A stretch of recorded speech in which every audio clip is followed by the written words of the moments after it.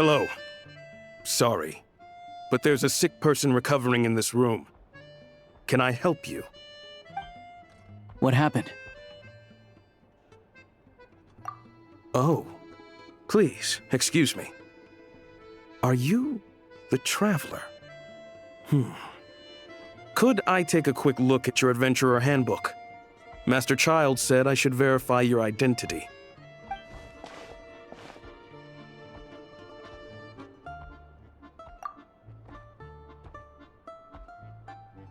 Ah, it's really you. Sorry for the inconvenience. We're under strict orders from Master Child to keep this room well guarded. At the same time, we can't interfere with Podvoye Restaurant's business. That would only seem all the more suspicious and draw unwanted attention to this room. Besides myself, a few of my colleagues are stationed in and around the restaurant, in plain clothes, of course. Rest assured, you're in safe hands. I didn't expect such a high standard of protection. Well, Master Child handpicked us for this special assignment. We're not about to let anything go wrong. Anyway, I won't keep you any longer. Please, head inside.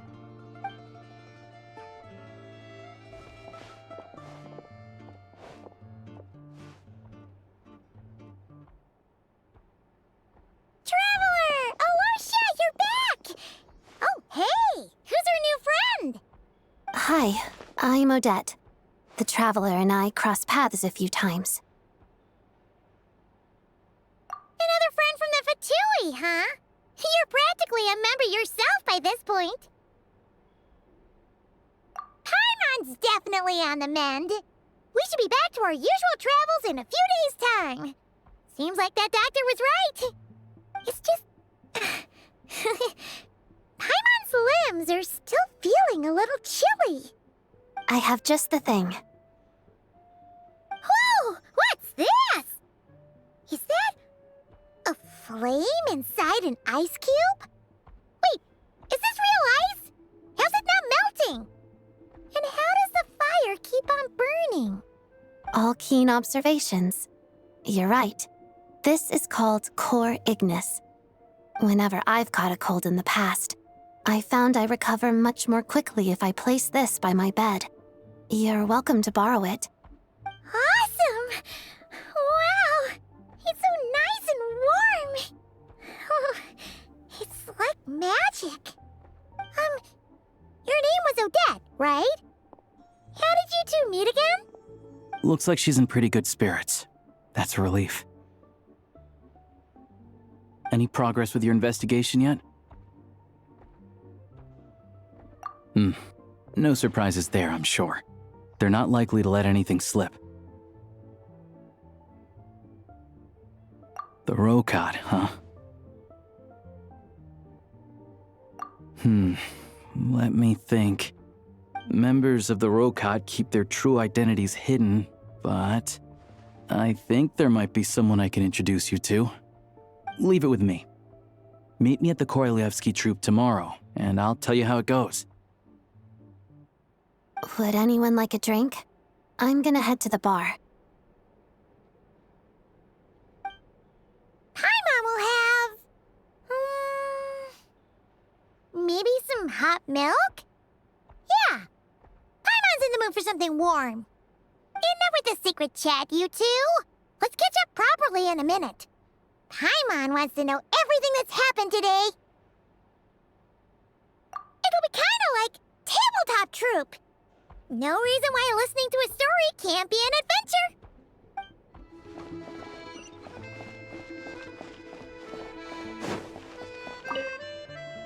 The boss is gonna give Paimon a copy of the latest newspaper to read. That should keep Paimon entertained.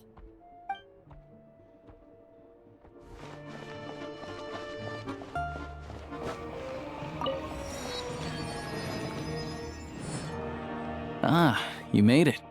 I've got some tickets, and I managed to set something up with the Rokad. It'll have to wait until after the show, though. Happy to stay and watch? I doubt you've seen the Korolyevsky Troop on stage before. Pleasure. Here, this is the way in.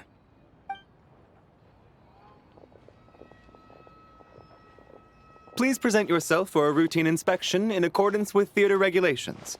Thank you.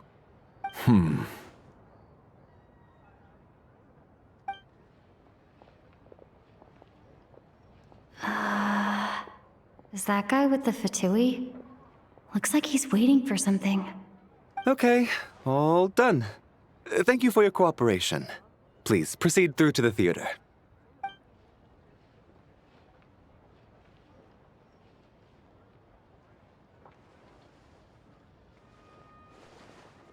What's up? Everything okay? Snezhnaya's business and political leaders are always passing through here, so it makes sense that security's tight. Still, it's a little unusual to see the Fatui's Armory Palace guard here. You saw him, right? The guy right at the back. Strong, silent type. His name's Valeri. He's part of the Special Assignments Battalion, but I only ever see him here for one thing: to look for a guy named Mitya. Supposedly a researcher, though he never seems to put much time in at the office. The theater is one of his favorite places to hang out when he's playing hooky from work. But that's not for us to worry about. Let's go. The show's about to start. What do you think? Pretty impressive, huh?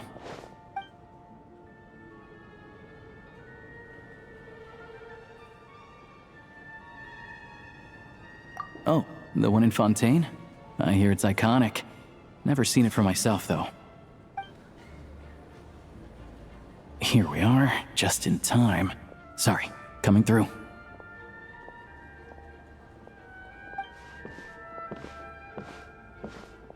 Ugh. If you're gonna show up late, keep your mouth shut. What's his problem? Whatever. No point arguing with people like that. Look, there she is. That's who I'm introducing you to later. She's the lead singer of the troupe, Водяница.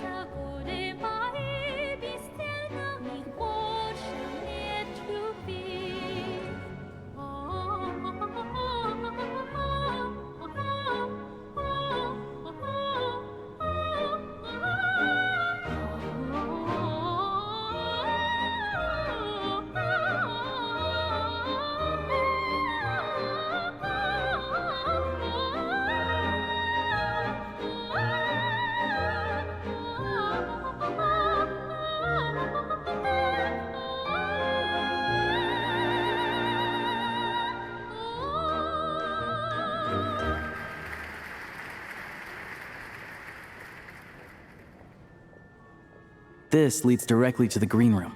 They're expecting us. Водяница will be waiting for us there.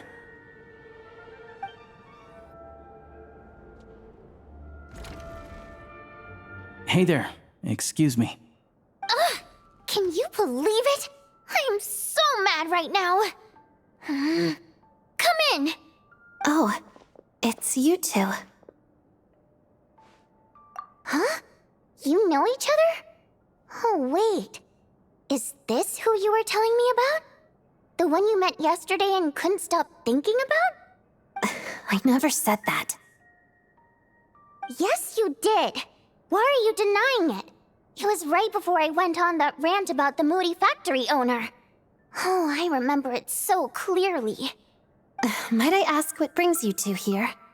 Oh, I just brought her here to see the show. And when it finished, she was full of praise for Водяниca's performance. So I thought I'd try my luck, see if we could get the chance to chat for a bit.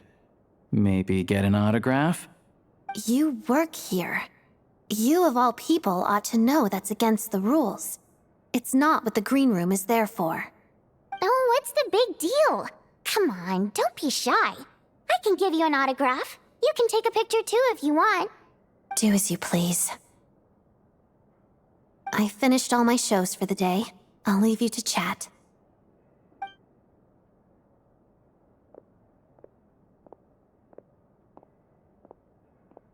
isn't making that stuff up, you know. Odette's just too proud to admit it. She thinks very highly of you, and so do I. You did the right thing in Svietloladovka. We're good.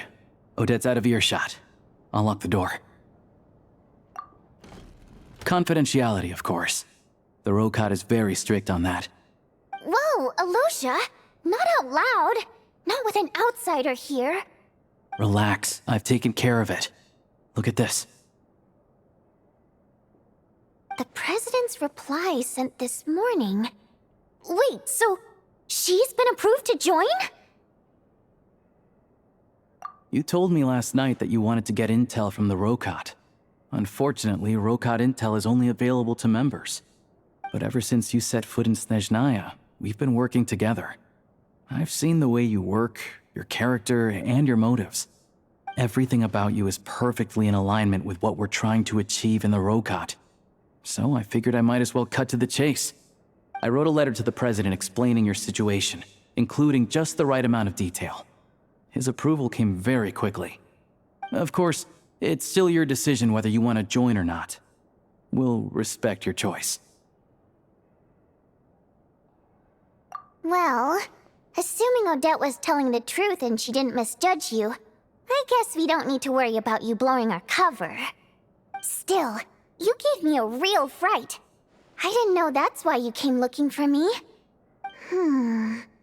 So, that stuff you said about admiring my performance, was that just because Odette was here? Did you actually mean it? Now you're talking. That's what I like to hear. Anyway, let me give you a quick rundown of how things work.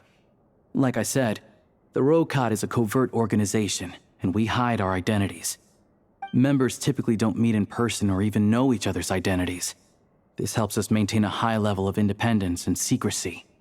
Because of this, members are basically free to decide their methods without constraints, so long as the outcome of any activity doesn't violate the organization's principles. After all, we don't have any ostensible contact with each other. This way, if anything goes wrong, no one else will be implicated. Beyond the freedom to choose how you operate, it's also your choice whether to act at all. We have plenty of members who have yet to take any action. In short, joining the Rokot in and of itself won't place any restrictions on your activity in Snezhnaya. There's a code of conduct you can read if it interests you.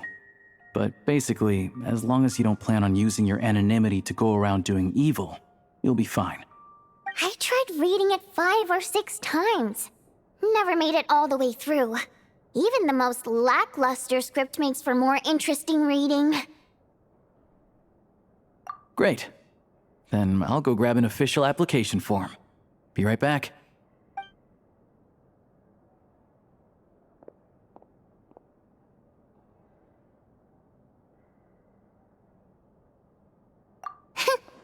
Well, Alosha has this pet dog, you see. His name's Tagarin, and this one time, Alosha brought him backstage. Tagarin took quite a liking to me, so I played with him for a little bit and fed him some treats. Then, the Rokot was out on a mission one day, and even though we were all in disguise, Tagarin recognized me right away. Just a coincidence, really. We didn't report it to the higher-ups, though, to avoid dealing with the fallout. Like my job at the theater, for instance.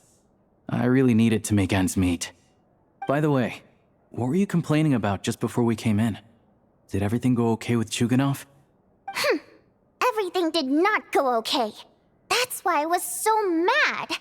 I tried to make some small talk with him before I went on stage to fish for intel about the Iskra manufacturing plant.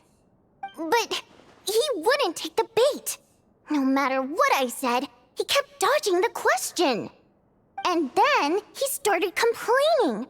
He said he didn't appreciate his second-rate seat in the stalls because he usually gets a private box. I mean, what did he expect? Everyone knows that if you want a box seat, you buy a ticket well in advance. But instead, he sends me a letter the day before the show when we're practically sold out. I had to juggle things around just to get him a half-decent seat, hoping he would appreciate the gesture enough to share some information. But nope, He didn't give me anything. Yeah, meeting Chuganov in person has definitely been a disappointing experience. Oh, you probably don't know who we're talking about, do you? Chuganov was that older guy you were sitting next to today. I'm sure he didn't make a great first impression on you either. To the citizenry, he's a family man and a kind boss. But our interactions with him tell a very different story. It's one thing to ask for a favor, but he acts like it's his right. He always expects special treatment. Take the ticket situation, for instance. I've actually gotten him a private box in the past. But not only was he not even grateful, now he's acting like I've sold him short this time.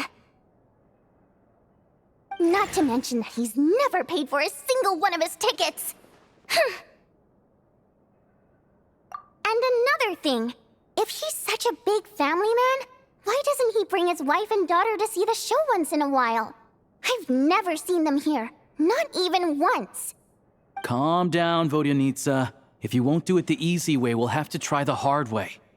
But first things first, here's your application form. Go ahead and fill it out.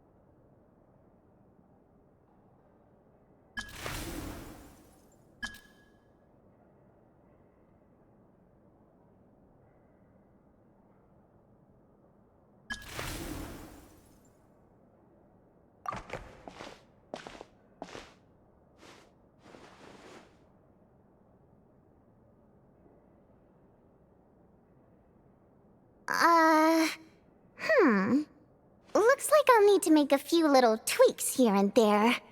But other than that, you're good to go. We'll hold on to this for you. All right.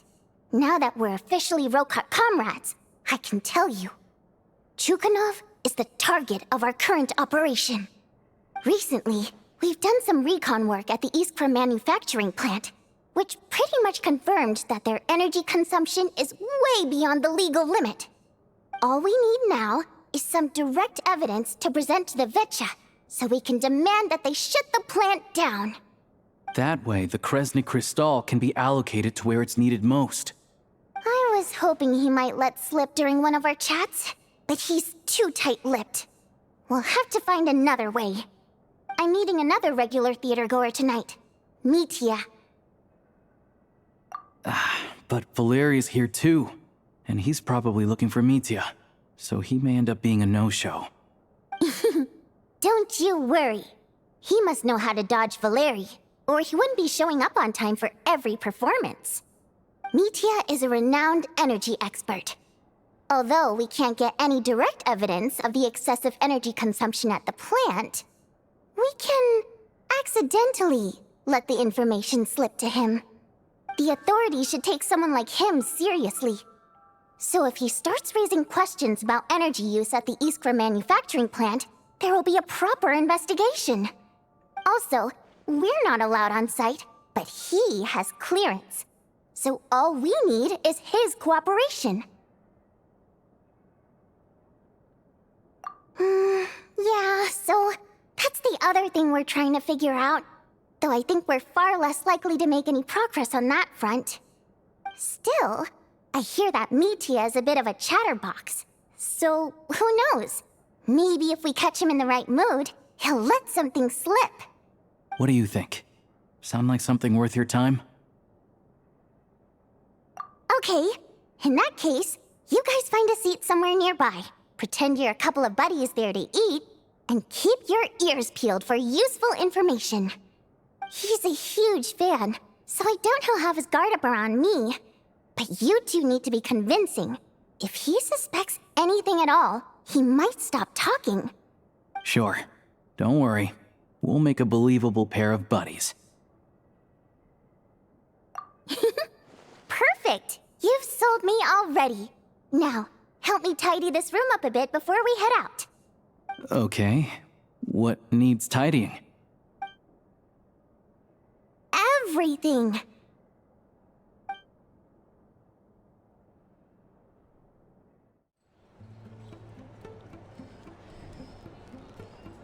We come here often, so we shouldn't stand out. Let's sit here. Now, it's up to Водяница. Let's see how the conversation goes.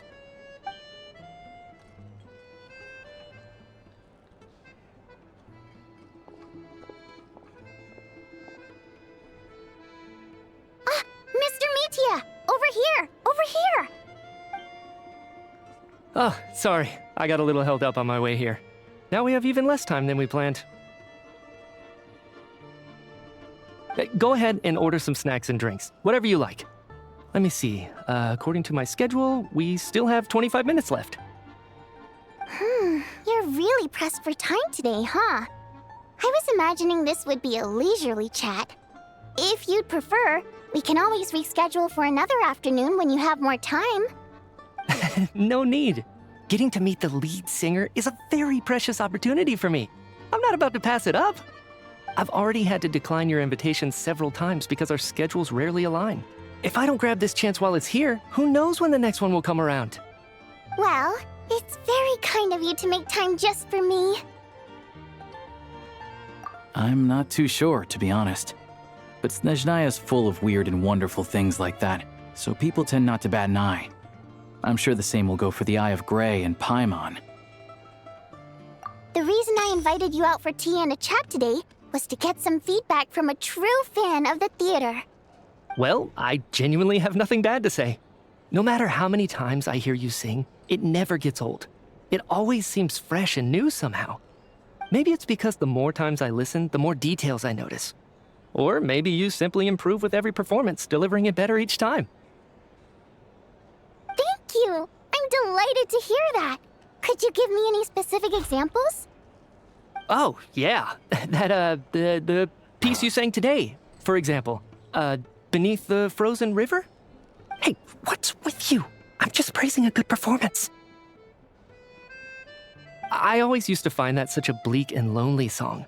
But the more you listen, the more you realize that it's not as cold and nihilistic as it appears. When you really dig down into it, there's a certain level where you're surprised by the emergence of hope. Wow, I'm impressed. I didn't expect you to pick up on that. Actually, I only tried out that angle after talking with a composer. Still, Beneath the Frozen River wasn't on today's program. Oh, really? But it's a classic. You sing it every time. Almost every time. Oh, well then. Let me say a few words about that other all-time classic, Flying in the Wind from the Mountain Sparrow. I didn't sing that one today either. My voice wasn't quite up to it, so I switched it out at the last minute. Oh, but, Sorry, Mr. Metia, but you were at the theater today, yes? Of course I was. Remember? I said hello to all the troupe members before the show started. You, Odette, and the others. So what did Odette sing today? Elegy of the Snow-Winged Goose, of course. Correct. I see. I see. You find my singing boring, don't you? That's why you don't remember a single song. Looks like I'll need to cut a few from the program next time. No, that's not it. I swear.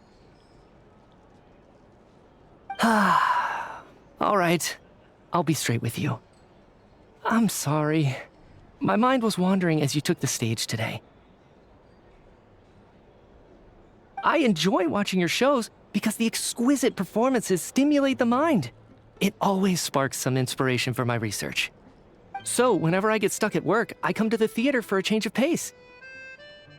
Odette's dance during the Elegy of the Snow-Winged Goose today was simply incredible.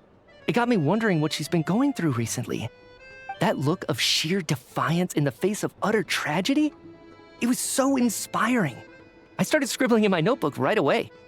Not that I made a ton of progress in the grand scheme of things, but I still think it was productive. By the time I snapped out of it, the entire show had finished. So what you're saying is, you didn't listen to my singing at all? Unfortunately not. I'm sorry, I don't know which is more disrespectful. The fact that I don't always come for the show itself, or the fact that I missed your performance. Seems like things are getting a little awkward. Mitya just stepped into a conversational minefield. If there's one thing Водяница doesn't like, it's people who show disrespect for her performance. This meeting was so hard to set up. Don't tell me it's already falling apart. It's fine. I suppose this is affirming in its own way. At least, it shows that our performance really touches people's hearts, right? Don't let it bother you. It certainly doesn't bother me. She's showing a lot of restraint. Well, I'll be sure to let Odette know how much you adored her performance. Please don't say that. I always love your performances too. It's just that inspiration struck at the wrong time today. I'm usually all ears. I know, I can tell. That's why I value your opinion. I'm sure some people can't stand it when others praise their coworkers right to their face, but not me. No, sir. Fair enough. I still feel kinda bad though. But you know what I really can't stand? People who only show up to the theater to pretend that they're cultured. Makes me sick to my stomach. Oh yeah, 100%. There are too many of those people around. By the time they're walking out the door, they've forgotten all about the show. What's wrong? You look furious. I don't know if you've heard about the boss of the Iskra manufacturing plant. He isn't even a theater investor, but he always demands the same privileges as actual investors. Box tickets only, premium drinks, even the right to request specific songs. Well played, Водяница. Seems like she's harnessing her rage to steer the conversation back on track. Now that you mention it, I've interacted with that guy before. I gotta say, everyone holds him up as an example of a benevolent businessman, but I don't know. I don't see it. Yeah, he couldn't care less about what's happening on stage. He's just there to flaunt his social status. I hate that I have to prepare programs for guys like that. What's the big deal with that factory he runs anyway? I asked around a bit and heard some pretty shocking stories. Sounds like he's just another greedy capitalist. Oh, really? Yep, the things people are saying are pretty damning. Low wages, insanely long working hours, equipment running around the clock. And as if that's not bad enough, he also strictly forbids his employees from giving any kind of interview. Project Stuja has now been extended so many times, we're at the point where crystal rations for the common folk are barely enough to survive on. Yet he even wants to get his greedy hands on them just to boost his own profits. If the rumors are true, he's in serious violation of the law. Interesting. So you've heard about it too. What? So it's really true? Who knows? I've only heard the same rumors you have. But there's no smoke without fire. The Rooster's been coming down on us hard lately, demanding that we track and trace every single batch of Crystal. My coworkers in the Department of Energy have been tearing their hair out over it. The Rooster? I didn't realize he cared that much. Yeah. Even though there are no restrictions on Crystal trading, the poor will wind up freezing to death if we let the rich buy as much as they want. That's clearly unfair. Looks like we'll need to arrange an investigation into the Iskra manufacturing plant as soon as possible. I never knew you kept up with current affairs beyond the theater, Miss Водяница. You really have a heart for the common person. Most Fae in your position have long been indifferent to the plight of humans.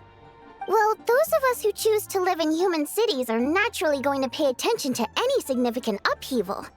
Isn't the Rooster a Fae himself? I'm just surprised to learn that even someone with as much experience as him is getting so stressed out over Project Stuja. What is the end goal of this project anyway? This is it. We're finally going there. I'm sure Mitya can sense on some level that she's fishing for information. But since their conversation is so relaxed, he might just let something slip. It's stressing me out too. If I'd only made better progress with my research, things wouldn't have dragged on this long. Oh, so your work is related to Project Stuja? That's right.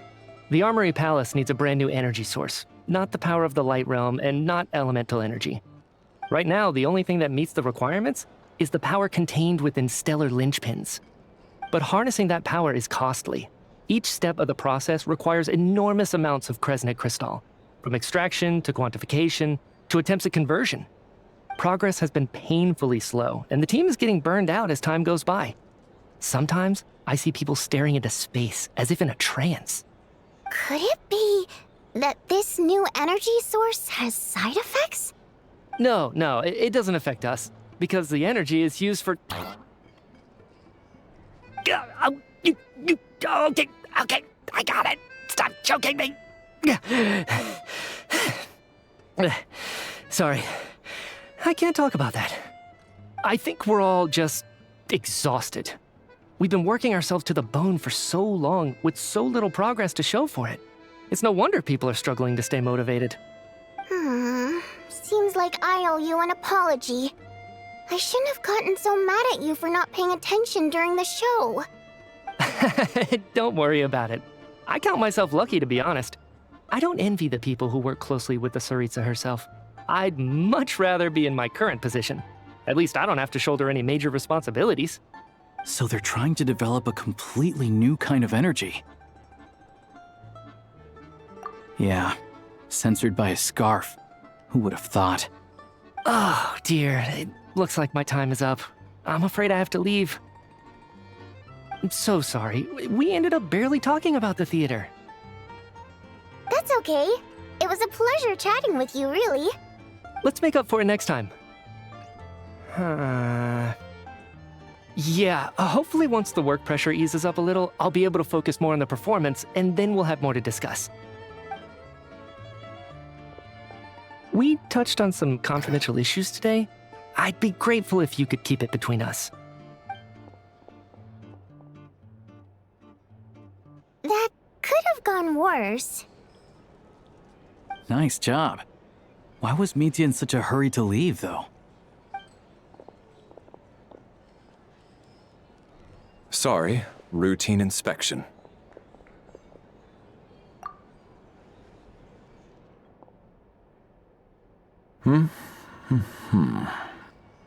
Okay, let's go. So he wasn't rushing to get back to work. He must have calculated that Valeri would find him here in exactly 25 minutes. That's frighteningly accurate. One of the main duties of the Special Assignments Battalion is to ensure that important figures stick to their schedules. All right, time for us to get going too. Excuse me, check please. We'll settle our check too, then. Oh, hello there. Mr. Mitya paid the check before leaving. He also asked me to pass on a message. He said it was an honor to share his tea break with Miss Водяница and her two friends. Wait. So he knew we were here all along? This raises a lot of questions. Did he deliberately mention the new energy source so that we'd overhear it? Maybe his work isn't confidential after all. Maybe the key here is the purpose of this new energy. I guess that's the next thing to look into.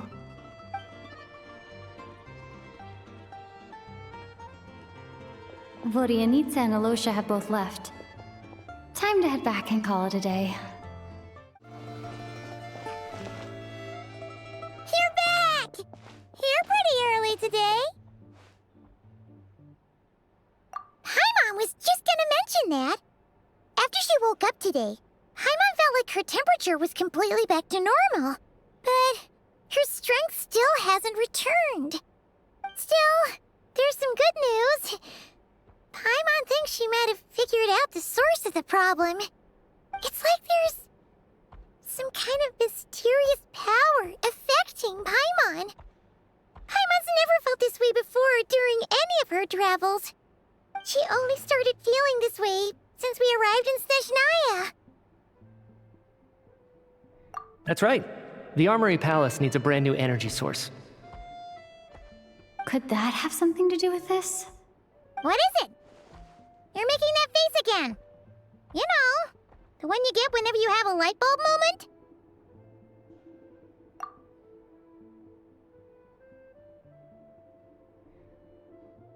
So, they're trying to develop a new energy source here?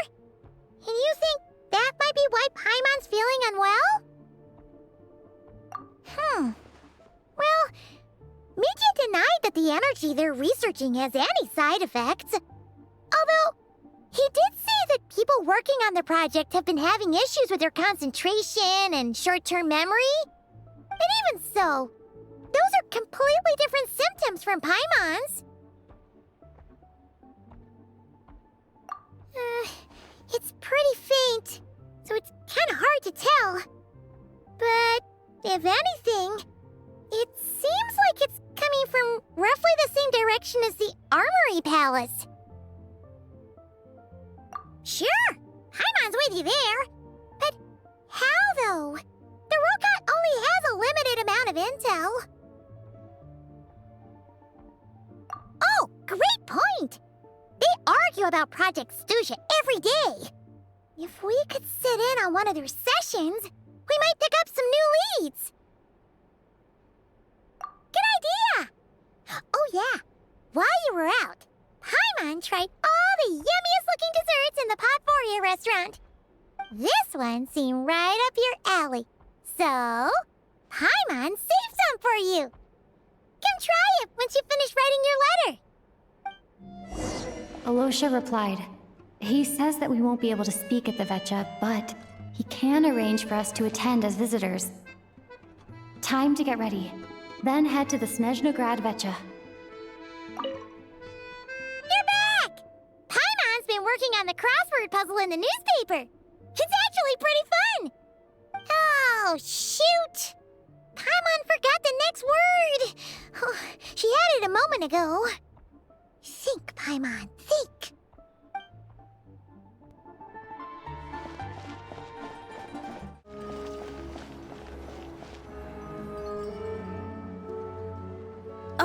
Miss Водяница, prima donna of the Korolievsky troupe.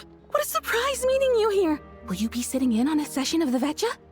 Sorry, I'm not taking interviews today. Oh good, you're here. The session's about to begin. Let's get inside. Please wait, Miss Водяница. Could you introduce me to your new friend?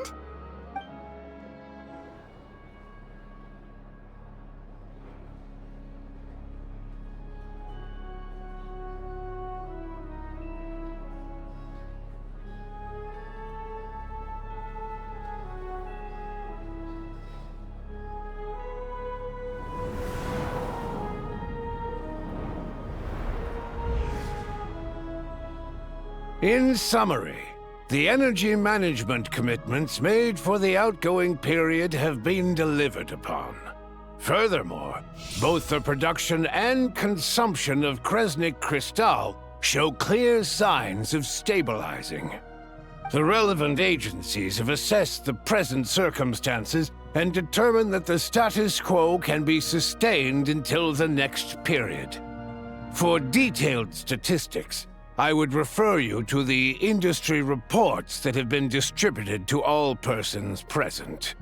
It should also be noted that while the recent blizzards have led to a significant increase in people's energy expenses, this is strictly a short-term phenomenon associated with a remotely located monster.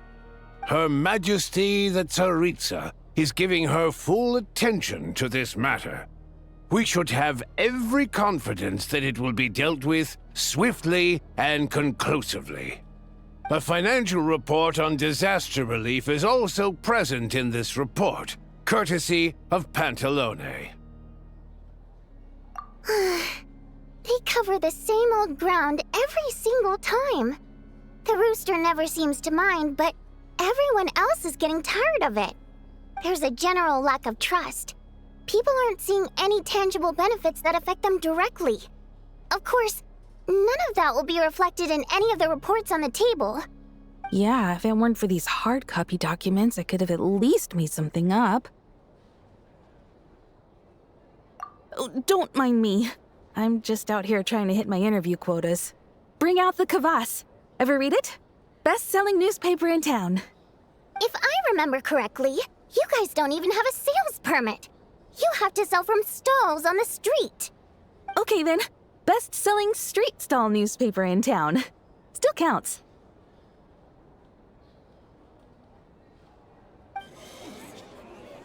Order! We will now open the floor to the representatives. If there are no further substantive issues to discuss, we will then proceed to a vote on this motion. Snezhnaya has a long tradition of treating members of the Fatui armed forces and their dependents favorably. But recent surveys shows that Fatui families in remote areas have access to 15% less crystal than the average civilian family in Snezhnograd. It's been said many times before, but it bears repeating now. There needs to be a clear and consistent rationale behind how crystal is allocated, or we will soon face immense public backlash. Perhaps you wouldn't need to keep repeating yourself if you would hear me out for once. I say again, true consistency exists only in principle. In the real world, fairness is relative. You appear to treat resource allocation as a simple function of production and population. So what about when the equipment used in production breaks down? Have you factored that into your equation? And do you even know how long it's been since Snezhnaya last conducted a census? If I knew the answers to questions like that, I'm sure I'd be a very wealthy man. And I doubt I'd be going by child. I'd like to bring the focus back to the specific issue I raised. Or do you wish to deny that favorable treatment for Fatui dependents is our long-standing policy? It's easy to be a critic when there's no accountability. That seems to be a running theme in the anti-Project Stuja cohort. Defeat the ringleader and all other problems will magically resolve themselves. That's what they seem to think. But in case you aren't aware, not one jot in my report would change whether Project Stuja continues or not. So you have no intention whatsoever of finding a solution to this problem? On the contrary, I'm the only one here who ever brings solutions. Child opened by speaking up for the armed forces. Regrader struck back with style and a war of words ensued. Our reporter was live on the scene to get the audience's reaction as it all unfolded. Who do you support? The people have spoken!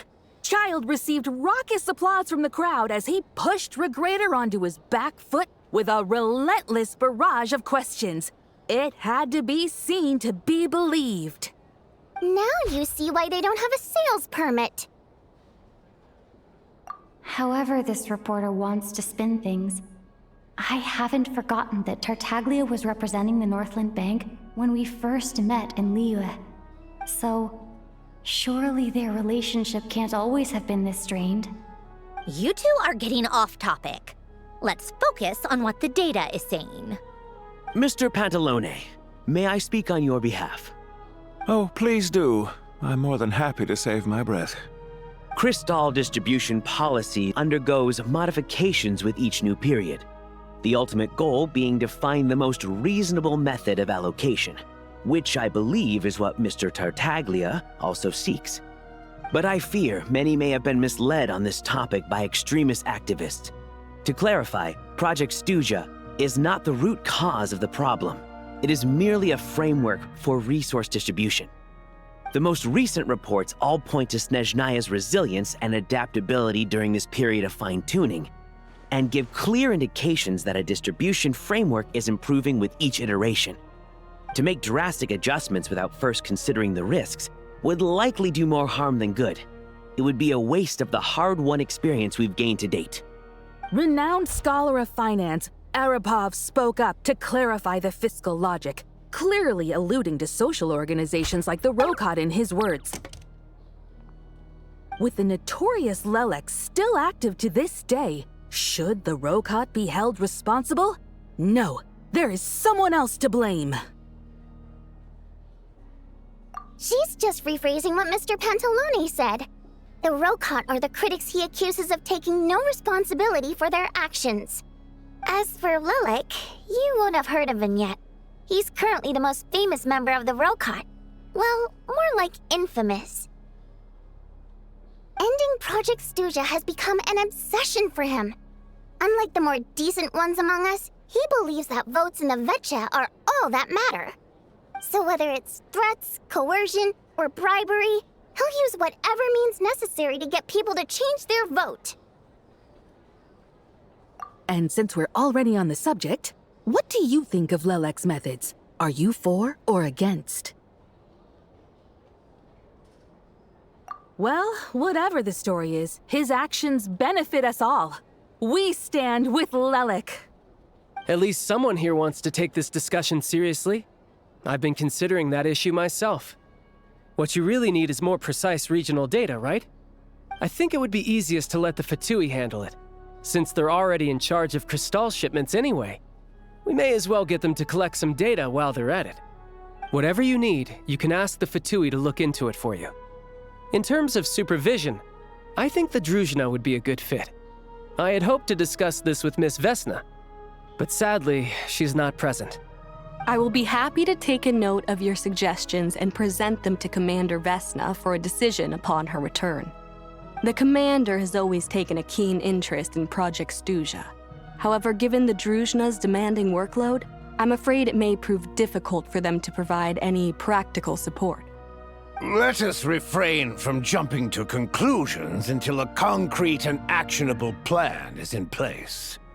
My apologies, Lord Rooster. There are numerous issues to address here, including manpower, time sensitivity, and reporting lines. Nevertheless, I support drafting a proposal. Follow the usual procedure, and it can be raised as a new motion for all parties to evaluate at the appropriate time. In that case, I'd like to share one thought before the proposal is drafted. The issue of time sensitivity was raised just now, which I presume relates to the official reports. In fact, the Energy Commission already collects regular statistics on each urban center and its surrounding area. Would these be of any use? That's a good idea.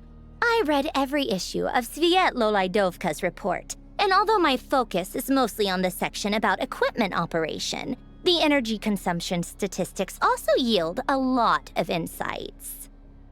Be that as it may, does no one see an issue with using local data to determine Crystal quotas? In the long term, it seems like a very risky solution. Not if they are used purely for reference. So long as we have the report from the Northland Bank's headquarters to corroborate it, no one will be able to fool me. Very well, then. It appears that this arrangement is acceptable to all parties. Yeah, sounds good to me. The members reached a provisional consensus on the issue of improving treatment for Fatui soldiers.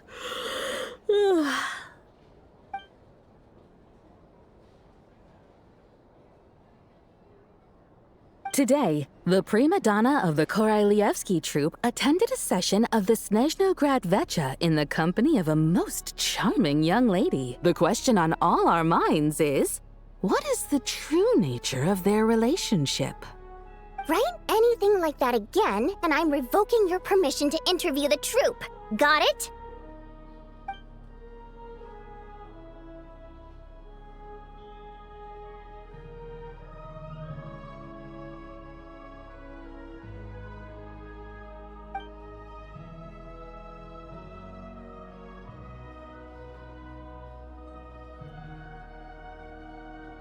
Now then, if there are no further contributions from those present, we shall proceed to the final vote. Hey, check it out! What made him vote against? Why now?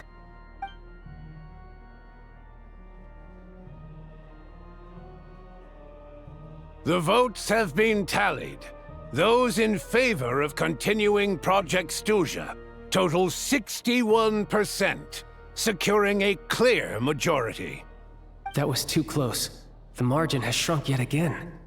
Chuganov was a huge loss. I'll bet Lelek is behind this. I wonder how Pulcinella will respond this time. Chuganov. I see. Lelek strikes again. Yes, go, Lelek. Once Project Stuja is defeated, our unwavering support at Bring Out the Kvass will finally pay off when we make our comeback. I can taste our victory already! In accordance with the result of this vote, Project Stuja will remain in effect until the next Vecha period. Finally, may I remind us all, we debate only for the greater glory and solidarity of our nation. May the aurora shine ever on, and the tundra always stand firm. The session is concluded.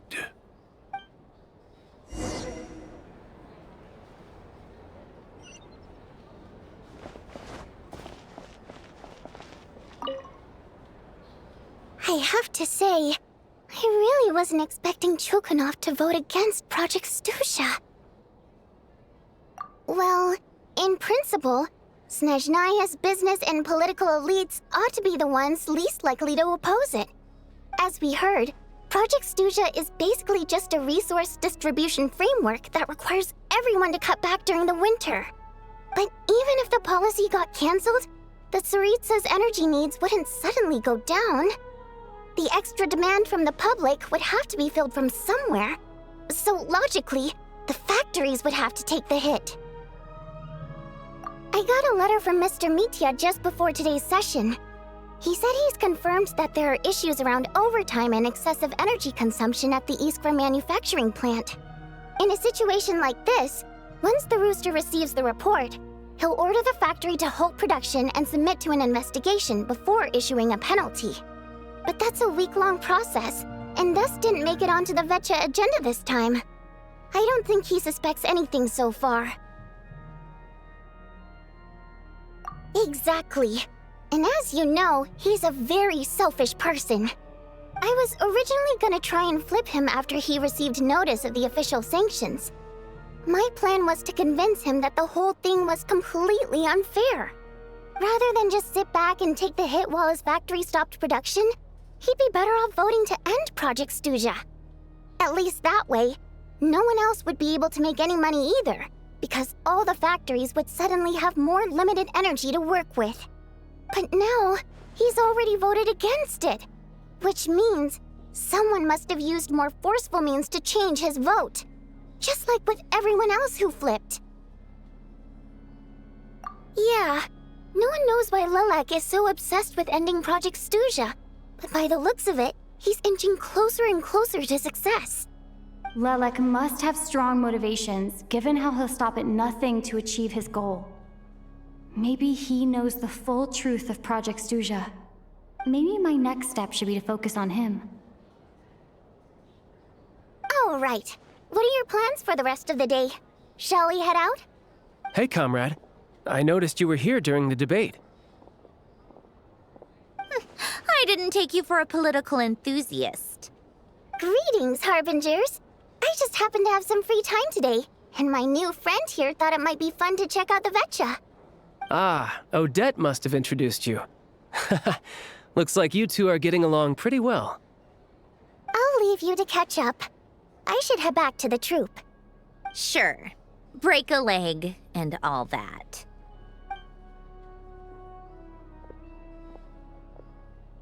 Thought it might be fun to check out the Vecha, did you?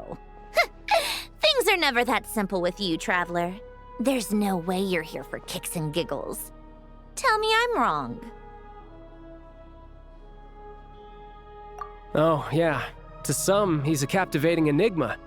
To others, he's the bane of their existence. No one ever thought that some anonymous nobody from the Rokot could cause such a stir.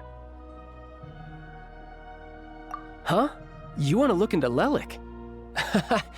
Then I'm sure his days of anonymity are numbered. What do you think, Sandrone?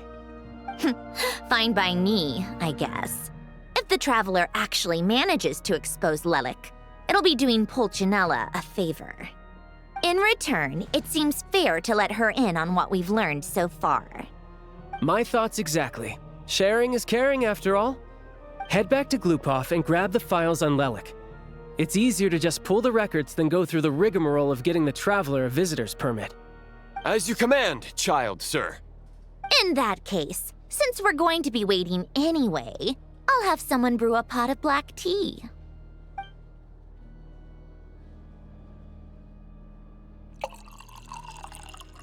One common thread among the many incidents Lelik has been involved in is that the victims are all too scared to share any real information about him. Clearly, he must have threatened them in some way. His modus operandi is to silently infiltrate the scene and leave a threatening letter behind. But neither the letters nor the crime scenes ever yield any clues to his identity. So all these files have to offer are short statements by the people affected. They don't give us a lot to go on. If nothing else, it shows we're dealing with a trained professional who's versed in counter-surveillance. Yes, and to that point, he often strikes in highly secure locations.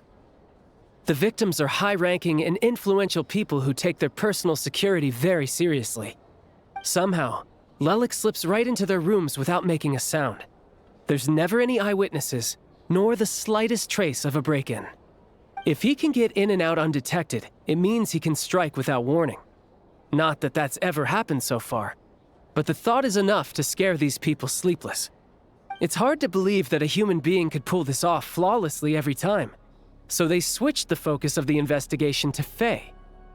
Unfortunately, no one's found anything yet. Careful, don't underestimate me.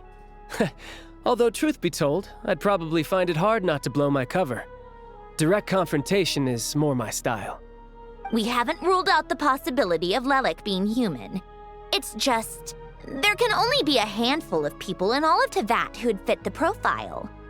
Faye, on the other hand, plenty would have the ability, but few would have the motive. No, not as strong as me. You'll never find the culprit with criteria like that. Let's go with a little weaker than me. Oh, you hit me right where it hurts. I'll admit, he's strong and meticulous. But can we at least limit this to candidates who have something to do with Snežnaya? She's just trying to find a reference point. Stop getting fixated on who's stronger than who. But that's the most important thing. In my opinion, anyway.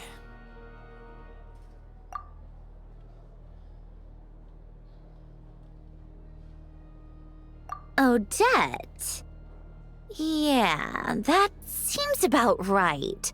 Her skills are solid, and she's always calm under pressure.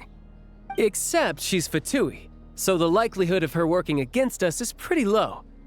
But yeah, much more accurate than your previous example, at least. No, wait a moment. Maybe we should interrogate that assumption. What do you mean? Which assumption? Her Fatui identity doesn't necessarily exonerate her. And when you think about it, the Rokot would be precisely what she needs to conceal her identity. Plus, she wouldn't need to be such a pro at covering her tracks. She'd already know where the Fatui will be and when, so she could choose the perfect time to act. Oh, yikes. I was just thinking out loud. Why is this starting to sound like such a convincing theory? Still, what reason could Odette possibly have for trying to call off Project Stuzha? Arlecchino would be the best person to ask. She knows Odette best. Unfortunately, she isn't back yet. Rosaline used to open up to her in private about her struggles with Odette. As I'm sure you can imagine, Arlecchino is quite a lot better with children than Rosaline was. She gave her some tips on how to handle the situation, and Rosaline managed to reach a settlement with Odette before leaving. So I suppose there were at least no lifelong regrets left behind. Beyond that, I don't know the details about that side of things. But I do know that Odette definitely has a motive to hold a grudge against Project Stuzha. The reason being, her father passed away during the early stages of the project. That was back before it had been named Project Stuzha, when things were still being worked out. But in essence, it's remained the same ever since. Huh. The more you know. Rosaline was always so self-centered. I never understood why she started paying so much attention to Odette. Is that such a surprise? If you cast your mind back, you may remember that Rosaline and I weren't exactly close. We had tea together a few times, but that was about it. Odette's past is no secret. Her father was a fatus and her mother was a very famous ballerina. On the surface, it looks like she followed right in her parents' footsteps. But the truth is quite a different story. After her father passed away on a mission, her mother was overcome with grief. She broke her leg during a performance and could never dance again. Odette was only interested in ballet at the time, but this tragedy left the family with both breadwinners gone. They could barely make ends meet. Per Capitano's policy, family members of Fatui who died in the line of duty had to be appropriately accommodated and provided with adequate assistance. So, regardless of how Rosaline may have felt about it, it fell to her to resolve the issue of Odette's family's livelihood. In the end, the solution they agreed upon was to have Odette join the Fatui. Right, because the alternative would have been a one-off compensation payment, I guess. In that sense, joining up was definitely the better option. Still, she must have had mixed feelings about it, right? If she doesn't even like the Fatui. It's just a theory, a possibility. But as a motive for Odette to become Lelik, it holds up. That said, I have no idea where Odette's head is at right now, or what her conflict with Rosaline was about. Plenty of people were on bad terms with Rosaline. I have no intention of trying to figure it all out. Yes, but there's not much point in discussing that now. Yeah, back to Lelik. Since our investigations so far have turned up next to nothing, we've got nothing to lose by trying a new angle. Funnily enough, Tonya and I had actually made plans to go to the theater tomorrow to watch Odette's rehearsal. Unfortunately, thanks to this Lelik situation, I'll be stuck working overtime again. Which means you can go in my place. No point wasting the ticket, plus you'll get to meet Tonya. Spirit Seeker. Quite the classic ballet. It was passed down through Odette's mother's family for generations, though it hasn't been performed in years. But Odette's been practicing it diligently, and it's finally ready for a return to the stage. Excitement is through the roof. Tickets for the official performance sold out long ago. Tonya's excited for it too.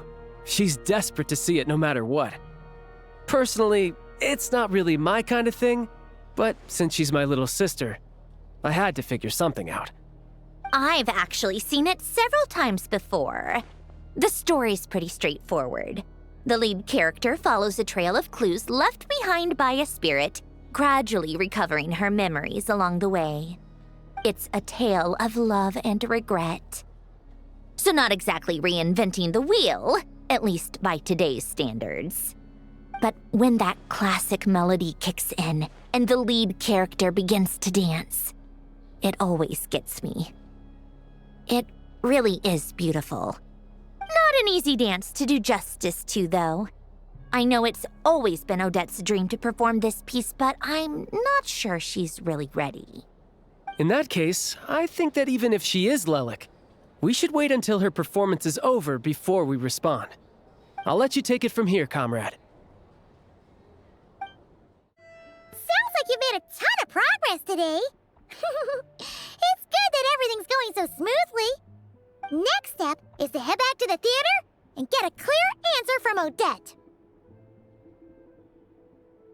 Either way, Paimon doesn't get the sense that she's a bad person. Sure, she might have done some pretty extreme things, but Paimon bets she has her reasons. Maybe this is going too far, but with everything she's managed to do so far, wouldn't it make more sense in theory to be even more, heavy-handed? Why leave a letter when she could, we know there are plenty of other ways to keep people in line, right? The point is, she could have gone further, but she didn't. So, if it is her, she's got some principles at least. can do is follow the facts wherever they lead. No change, really.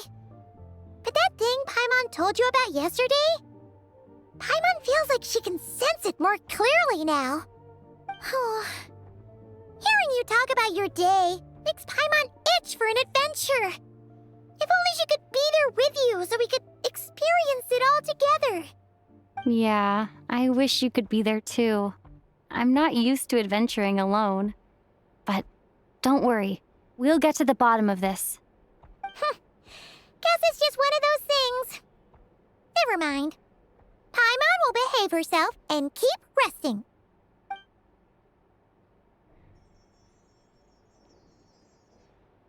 If Odette is Lelek, she may well have inside information on Project Stuja. Her father was involved with the project's early implementation and tragically died in the process. Now, she's dedicated herself to bringing it to an end. It's hard to imagine she could have gotten this far without knowing anything at all about the Tsaritsa's true intentions. When she spoke to us as a member of the Fatui, how much did she let on? And how much was she hiding? Only time will tell. Maybe tomorrow everything will be answered. Hey look! It's snowing! Could be a tough day ahead. Make sure you wrap up warm tomorrow.